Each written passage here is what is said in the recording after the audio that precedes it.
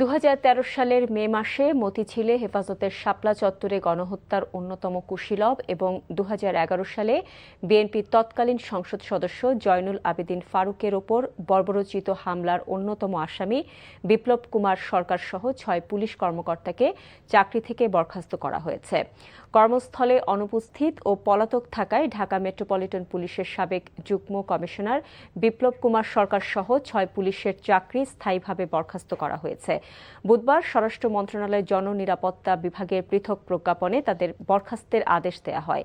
বরখাস্ত অন্য সদস্যরা হলেন কাজী আশরাফুল আজিম, মোহাম্মদ গোলাম রুহানী, সুদীপ কুমার চক্রবর্তী, রাজন কুমার দাস ও মোহাম্মদ ইকবাল হোসাইন। এই 6 কর্মকর্তাই আগে সাময়িক বরখাস্ত ছিলেন। বিপ্লব কুমারকে বরিশালের ডিআইজি রেঞ্জে বদলি করা হয়েছিল।